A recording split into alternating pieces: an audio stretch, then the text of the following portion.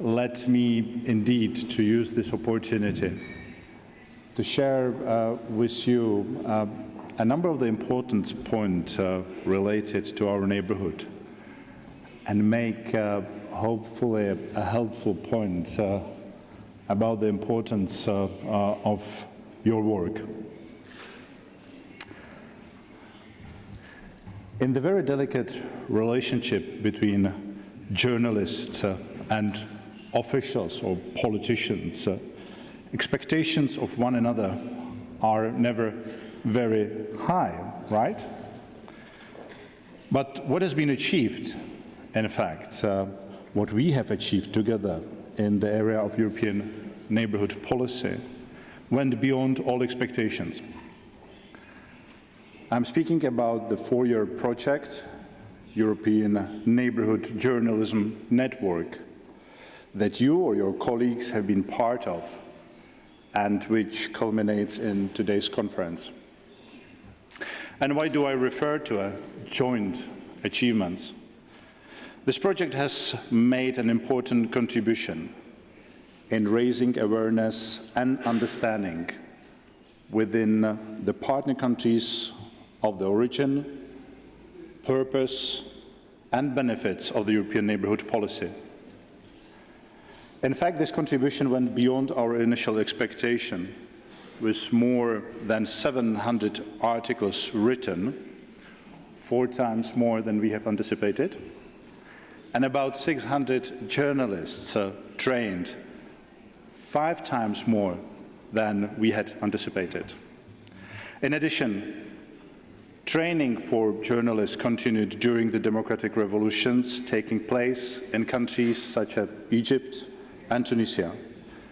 And my sincere congratulations go to the participants and the partners involved in this program for the great job done. I'm glad to have the opportunity to speak to you and also to hear your feedback on the program and your personal experience.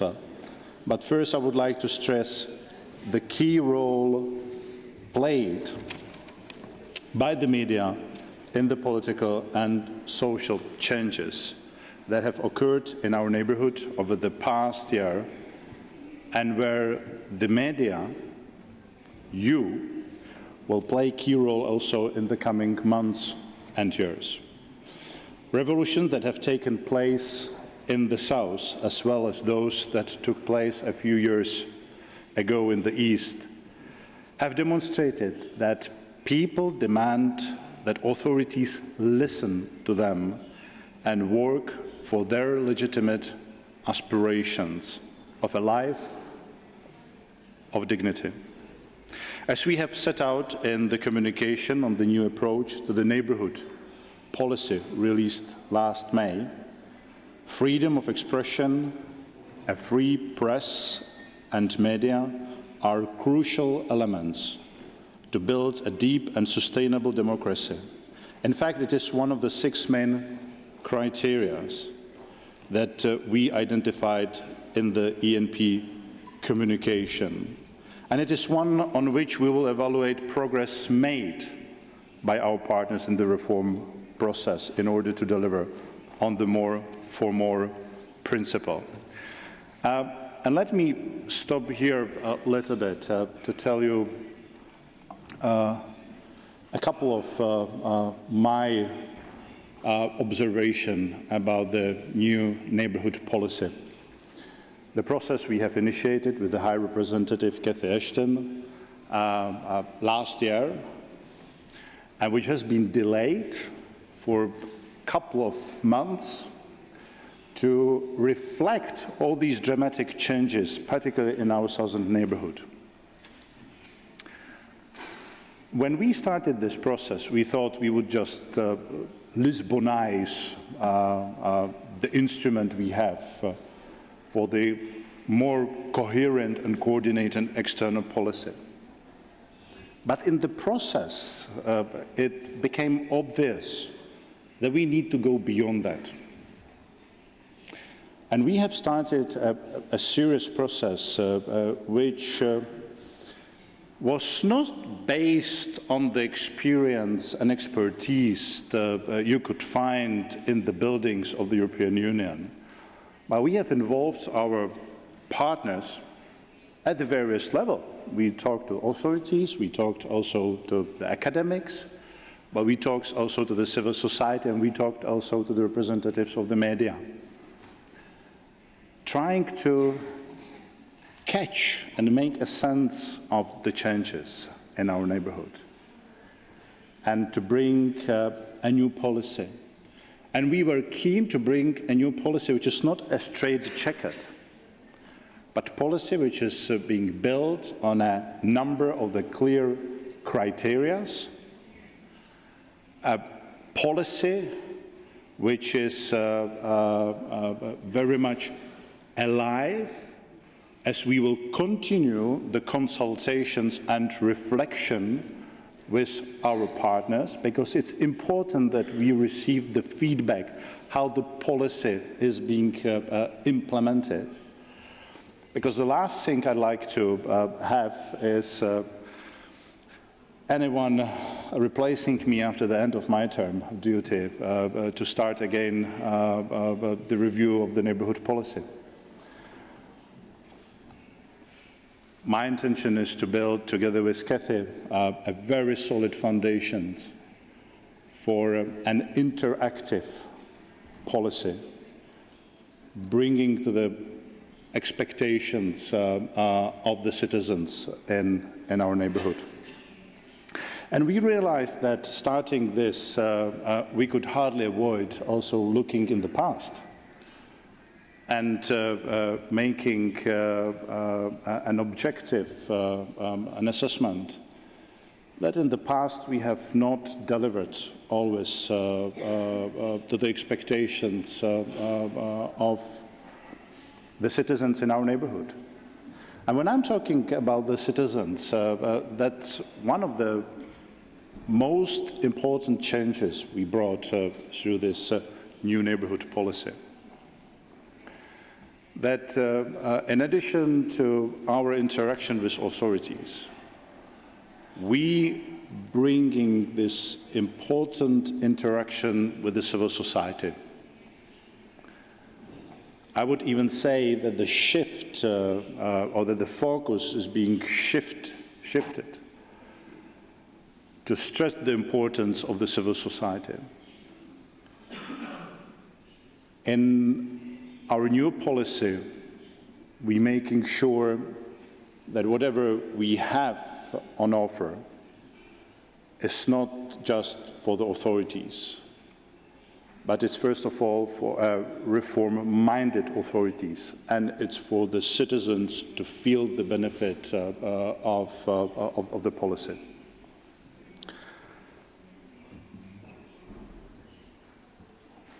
We have made it also very clear that the increased support of the European Union to our neighbors is conditional. And we have come out with the two principles. I've already mentioned one, more for more. Interestingly enough, we have also defined in our paper less for less principle, meaning that if the country does not deliver on the reforms it committed to, does not deliver on the expectations of the citizens, the European Union will be ready to review its assistance and maybe even strengthen even more that shift towards dealing with the civil society. By the way, as we're witnessing the developments in Belarus or Syria, you could see also in this document a definition of so-called intelligent sanctions, and us stressing that under certain circumstances the European Union might be in the position because of the gross violation of the human rights, because of the military force being used against civilians in the country, that the intelligence sanctions have a proper place among our instruments. But that paper is also making a very clear point, not only about the intelligent character of these sanctions, very much going after the concrete perpetrators of the crimes against civilians, against humanity. But it also stressed the importance that at the same time we need to increase our support for the civil society. It's taking place in Belarus. Are we still looking for the best ways how to achieve it? And we're looking for the best way how also to deliver and supporting the democratic forces and civil society in Syria. The second principle, mutual accountability. It's not only about us expecting something from our neighbors, it's also our neighbors expecting something from us. That's obvious. That needs to be a balance. We need to have something on offer. We're talking about market and opening the market. We're talking about mobility partnership, and I'll come back to that. And we're talking also about money, about additional financial resources to help particularly those embarking on the difficult reform path. When we were talking about the issue, how are we going to measure the progress in those countries? Shall we have a very sophisticated set of the benchmark and then various groups where we put our neighbors correspondingly, I mean, depending on the reform implementation? We have concluded that it would not be a good idea to establish sort of a very detailed arrangement where there would be hardly a place for political steering. And because of that, we have come out with 5 basic benchmarks against which we would measure deep and sustainable democracy. The first one being free and fair elections. But it's not enough just to have a free and fair elections, although we, with a great interest, of course, looking forward, for example, Tunisian elections later this month, and also elections in Egypt, I believe in November. It's also important, second, we have ensured freedom of association, freedom of expression, freedom of assembly, and of course freedom of press. The third benchmark is rule of law and independent judiciary, a very important element of sustainable democracy, independence of judiciary. Number 4, fight against corruption. And 5, last but not least, security and law enforcement sector reform. And it is against these benchmarks the European Union will assess progress and adapt levels of support. But let's not mix here some issues trying to make a conclusion that the human rights are not relevant anymore. On the contrary, there are 3 pillars on which this new neighbourhood policy stays, and it is functioning democracy, respect for human rights, and the rule of law.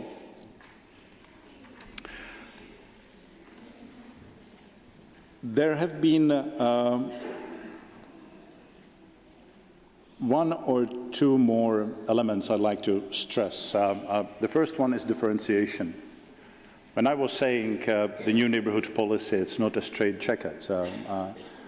We actually created the conditions that within the neighbourhood policy, we have more clearly defined our policy towards the southern neighbourhood, and also we defined more clearly the Eastern Partnership. So within the neighbourhood policy, we differentiated more between the South and the East.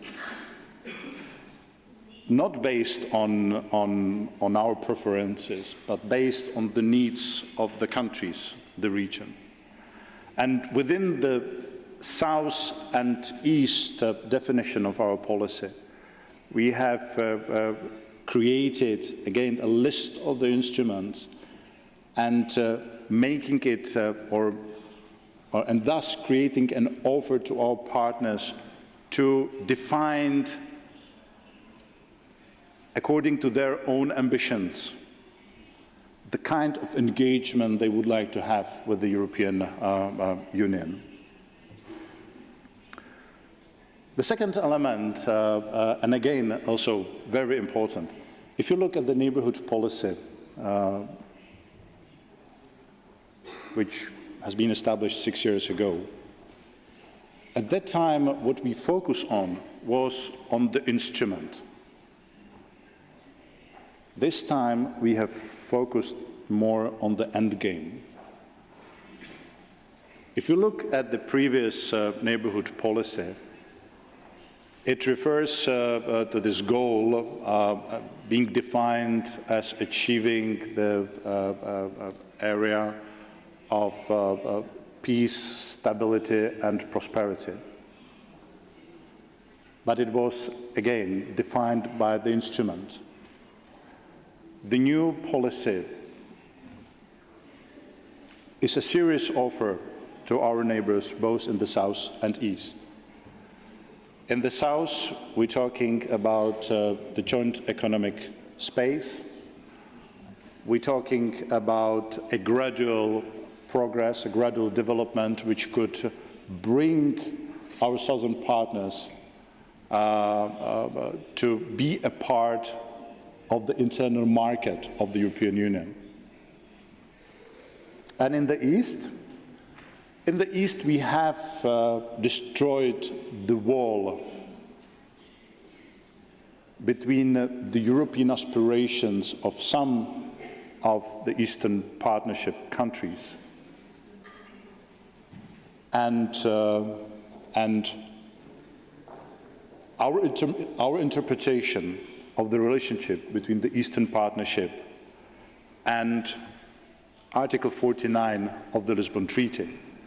Actually, the Neighbourhood ENP review is, as far as I know, the only additional document which refers with all the clarity to Article 49 of the Lisbon Treaty, making it for the first time very clear to our Eastern partners. If you have your European aspirations, then there is no need to look for some kind of shortcut and some kind of additional political ways of achieving your European aspirations. It is through working on Eastern Partnership principle. It is on delivering on the values which are in the basis of our partnership as defined by Eastern Partnership that you actually getting closer and closer to, at a certain moment, to refer to Article 49. The Commission has not pretended that it has a power of the Member States to promise the membership, but as a guardian of the treaty, we made it clear that when we're talking about Article 49 and European countries, we are talking also about some of our Eastern partners who are able to deliver on the expectations.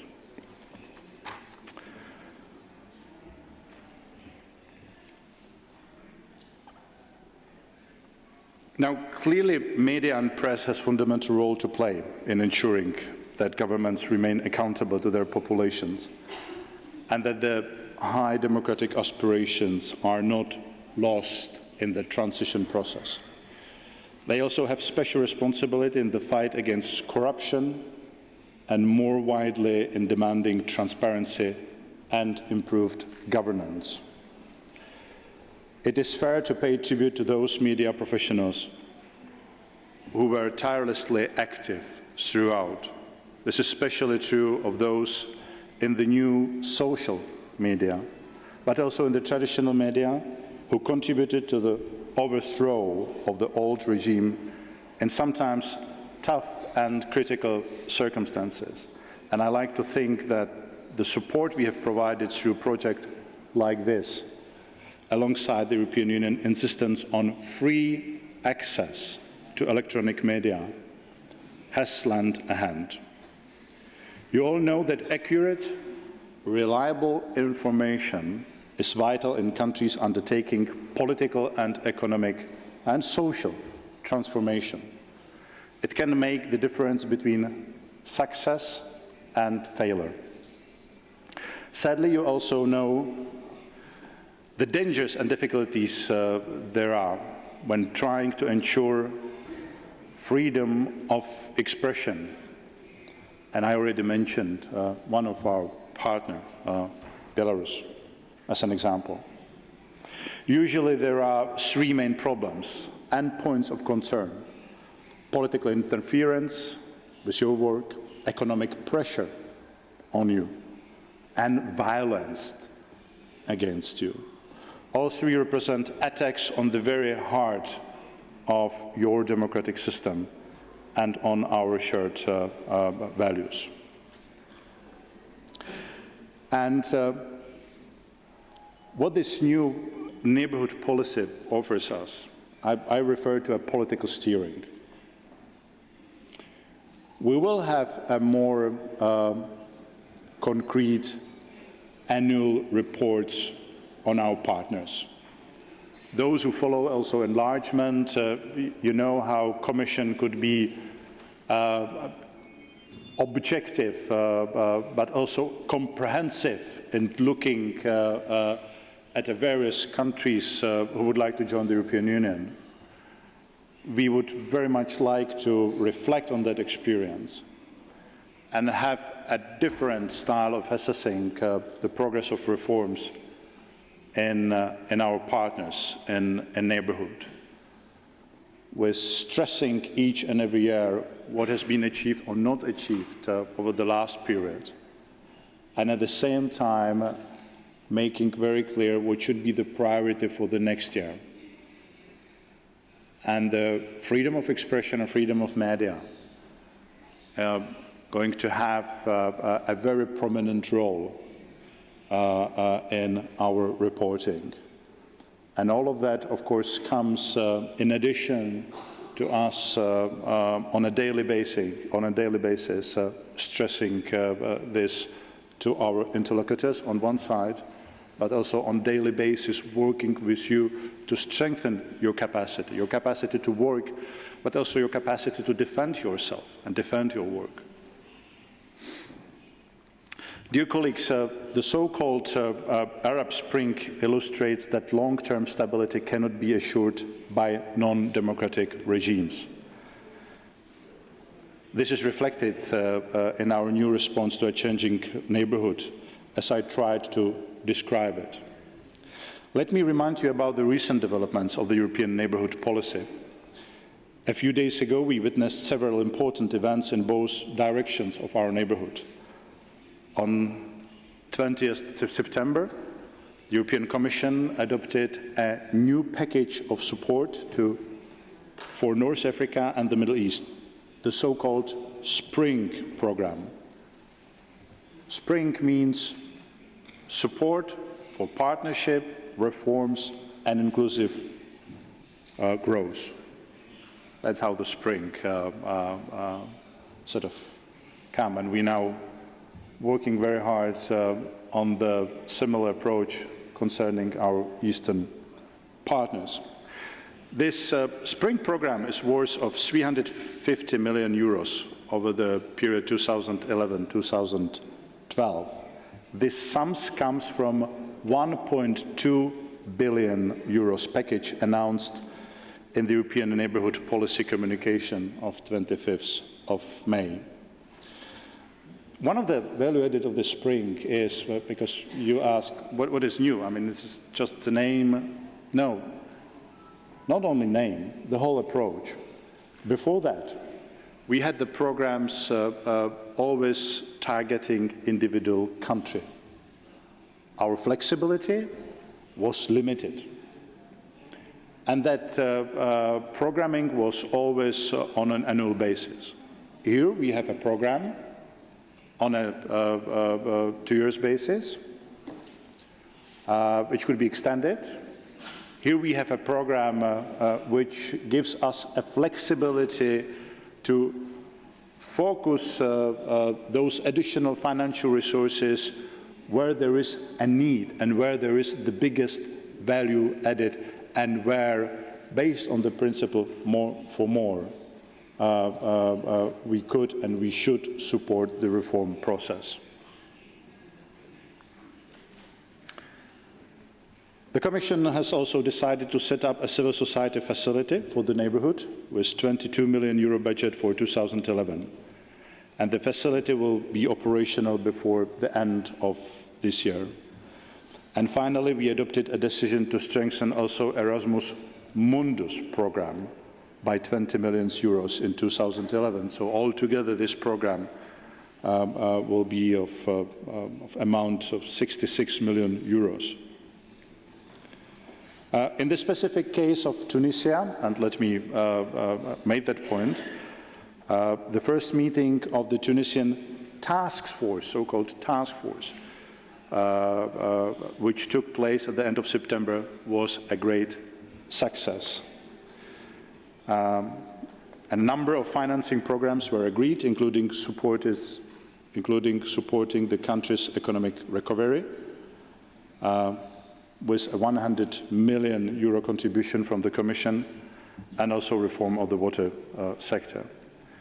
And new negotiations began also with Tunisia to establish a new privileged partnership.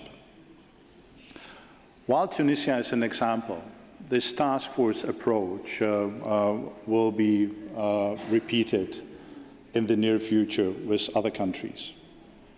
And not only with those where we have seen revolutions, but also the countries like Jordan, for example, where there is a steady process of the authorities trying to reflect on the legitimate demands and aspirations of the citizen. The benefit of the task force approach is not necessarily that it generates extra money, but what it does is that it provides us with a better coordination with the member states, better coordination with the international financial institution. That was one of those shortcomings of the previous neighbourhood policy, that we did not have a one integrated approach. We had many of them. And at the end, the value added of our support was not that big. So we hope that a little bit more money, through that coordination, we could do actually much more. Moving to the east, during the second Eastern Partnership Summit in Warsaw, just a couple of days ago, we measured the progress made since the Eastern Partnership was launched, and it was 2 years ago in Prague. As far as the trade, and we made a progress on trade, a framework has been established for initialing of an association agreement with Ukraine, with provision leading to a deep and comprehensive free trade area. It's a complicated name, but what does it mean is not only a free trade area, but it means actually concluding an agreement with the European Union on economic integration. The DCFTA is the flexible vehicle which allows our partners to have an access to the most of the European Union acquis. And it is up to each and every partner to define its ambition, to what extent it wants to approximate with the European Union legislation and regulations, and thus getting closer and closer to the European Union. Progress on the mobility of citizens. Steps have been taken towards visa-free regime, most notably with Ukraine and Republic of Moldova.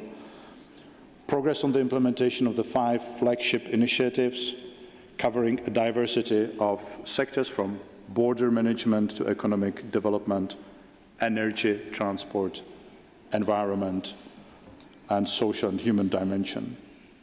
But we need to remain vigilant because progress in implementing reforms in some countries has not been as constant, comprehensive and advanced as we had hoped. Contrary to the fears of many, recent developments in the south and in the east of the European Union neighbourhood have shown that attention paid to one region is not detrimental to the other. On the contrary, lessons learned and experience acquired allow for a cross-fertilization. To conclude, dear colleagues, I would like to stress that we need your help in communicating clearly the objectives and progress of the neighbourhood policy to citizens, the real actors and beneficiaries of this policy.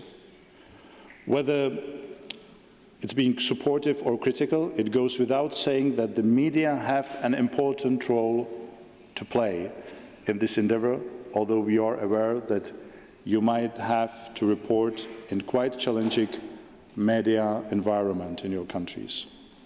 As you know, the continuation of the European Neighbourhood Journalism Network programme was agreed by the European Commission in April this year. The tender process is going on, and I hope the next phase of the programme will be as successful as this one. Thank you very much for your attention. Thank you.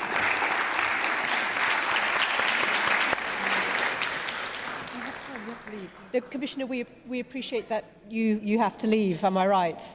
2 questions. 2 questions, all right, we have time for 2 questions. All right, go on, over here, lady. Just 1 question, then we'll take another one from somewhere else.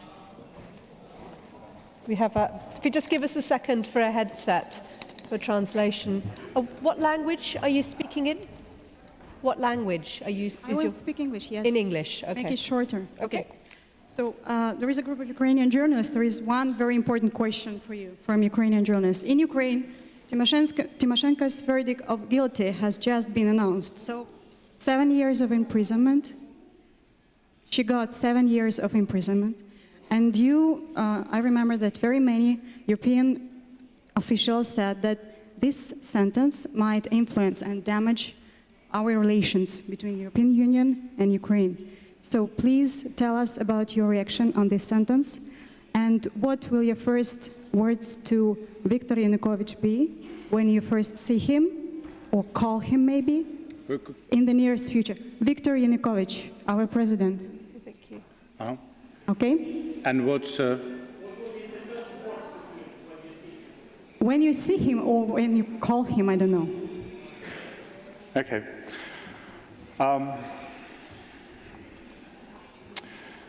I think we have started already in January, make it clear to our Ukrainian colleagues that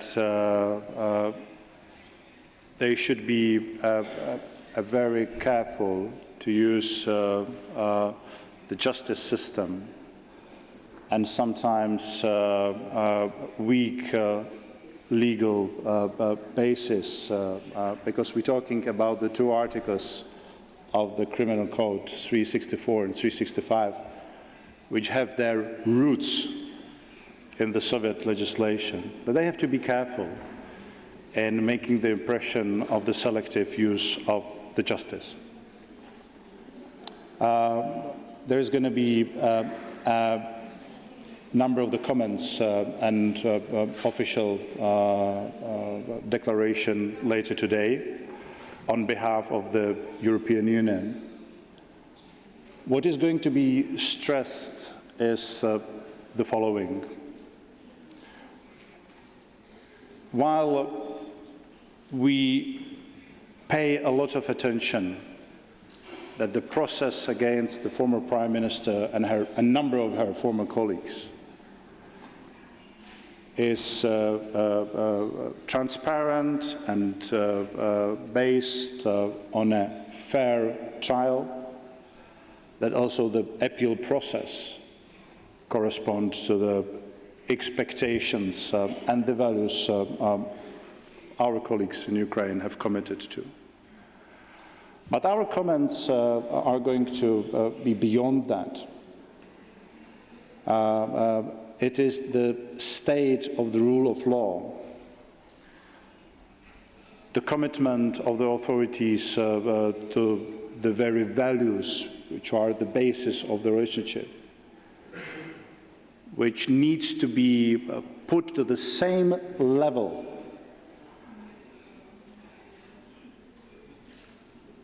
to correspond to our current ongoing negotiations on association agreement.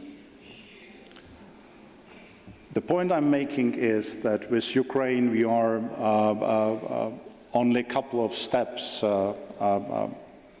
apart from concluding a far-reaching association agreement, putting our relationship on a much higher basis. The point is that this kind of contractual arrangement is not only about trade, it is not only about business, energy and environment, but it is also about the democratic process in Ukraine. And we will be raising the issues like the one very recent, the election law, the draft law being sent to Verkhovna Rada without authorities waiting for the final assessment and recommendation from Venice Commission. And there has been a number of other issues related also to freedom of media. Last time I was in Ukraine, I was briefed about the digitalization and the licensing to television, and I expressed some concern about the way it's being done. We made it very clear to authorities and also to President Yanukovych, and I talked to him in Yalta a couple of weeks ago, that a solution is to be found, that no one is being put to prison just based on an outdated legislation. And I hope that the solution is to be found. Okay. Well, to be fair, no, I think the Commissioner has answered your question and to his best, so thank you very much. We're in for one more question. This lady, no, I'm sorry. To be fair, please, as a courtesy. Could I?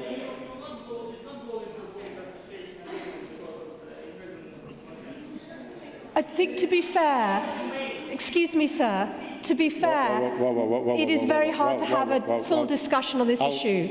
Are you happy to give your answer and then it's up to you? This is an important issue. Yeah. There is a parallel process, an effort to decriminalize a number of the articles, including those which are on the basis of that process against her. The process is not over. There is an appeal process, and we'll be following that. Very closely. Okay, and we still believe the solution is to be found. Okay, thank you. The last question is the gentleman at the front here. Yeah, with the red shirt. Sorry. Hi, my name is Hani Hazaimi. I'm from Jordan. I work for the Jordan Times. In your speech, you mentioned something about Jordan. You said that the new initiative of the European Union will include countries that, not only countries witnessing revolutions, but also countries witnessing reform measures, such as Jordan, for example. But as you said, there are some reform measures taking place in Jordan, but we still see people demonstrating in the streets. So one of the biggest mistakes, I think, or one of the most important mistakes of the European previous policies in the Middle East was that you deal directly with regimes, with governments. So now, under the new Arab Spring, how is new policy going to be? Are you going to bypass the governments and deal directly with the local NGOs to just reach out to civic societies? Yeah. Thank you. It is, our preferred way is not really to bypass. Our preferred way is to involve them very much. What's going to happen is that because of the Lisbon Treaty, our delegation has been empowered and has been strengthened. The delegations before the Lisbon Treaty represented only the European Commission, now they represent the European Union. Now the head of the delegation is ambassador representing the whole European Union, and his role is actually to coordinate other embassies of the European Union member states in the host country. That was, before that, it was always a task of the presidency, rotating presidency, so each and every 6 months we had a different coordinator. Now, we will use that strengthened role to start the structural dialogue with the civil society, with inviting also authorities. A structured dialogue not only on the issues we believe are important as far as the reform process from our point of view, but also on the issues and questions the civil society organizations feel are important. The point in inviting the authorities is to make sure that the dialogue is not in the respective country, is not being dealt through the European Union and its delegation. The point being that we need to, or we would like very much to strengthen, and this is the goal of that exercise, the dialogue and the inclusive character of the reform process in the countries of our neighborhood. So the ultimate goal is that the authorities, whenever they embark on the reform, it starts with inviting the social societies to discuss with them. And whenever they start implementing them, again, they invite the civil society because they have a role to play in implementing, in informing the citizens about the purpose of the reforms and so on. But B, also talking to the civil society and receiving a feedback from them, because the civil society is a very important source of monitoring the progress of reform. Thank you. Yeah. Needless to say, of course, of all the expertise and the financial resources to strengthen the capacities of the civil societies in the countries of neighborhood. And the last question, if I may. Do you want to choose which one you like? Okay, let's give me the mic, please. Okay, hang on. You can't just demand the microphone. Yeah, I'm speaking, actually. Okay. All right, go ahead. Give your question. Thank you, Mr. Fule, for your presentation. I'm Reha Mazen from Egypt and representing Al Ahram newspaper. I just want to ask you regarding monitoring the money which will be funded to the projects in the coming years. In the past years, so much money entered from the EU, and there is no transparency in how it is spent. How can you tell us the way of spending it and the transparency, because this is very important in order to be credible with our readers. Thank you so much. And you're absolutely right, and I cannot agree more. Two important points. First, we need to make sure that we're spending the money on the programs which are compatible with our new reviewed neighbourhood policy. We made a screening of our programs already in spring, in parallel of finalization of our neighbourhood policy. And we have made some changes also, including one in Egypt, as far as the so-called national indicative programs.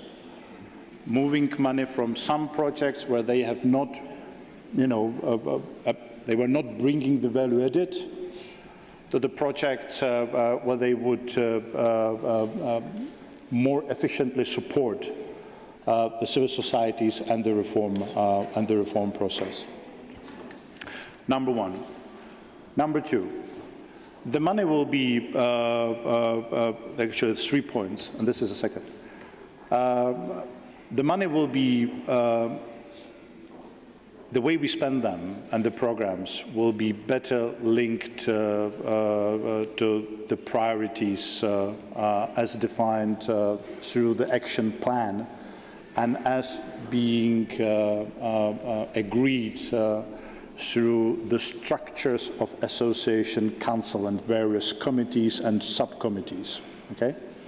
So we want to make sure that we do not have two parallel tracks, some kind of political priorities what to do, and a completely different set of priorities as far where we're putting our money. By the way, much deepened coordination within the European Union is helping a lot. After the Lisbon Treaty, we have all the instruments to make our policy not only more transparent, but more coherent. And the third point is that all of that needs to be accessible on the website of our delegation. And you should have at any moment all that information about what is the current country's assessment, what is the current action plan, what are the priorities, what are the subject of the structured dialogue with the civil society, what are the ongoing programs, what are the programs in the pipelines, what is the list of the calls for proposals, including also the list of, or the table of the resources either already invested or in the pipeline.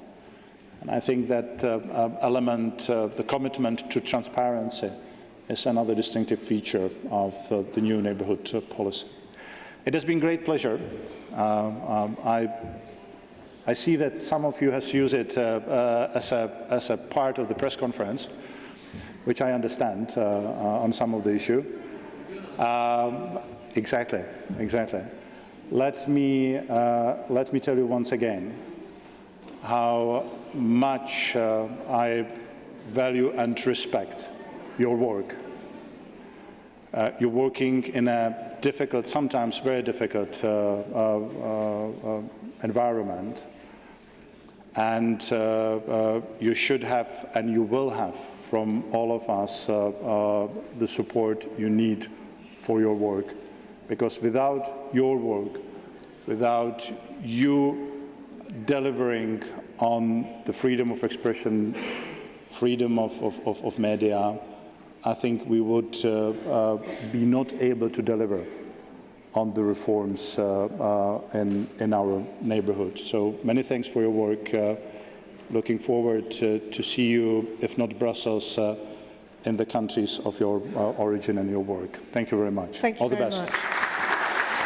Thank you.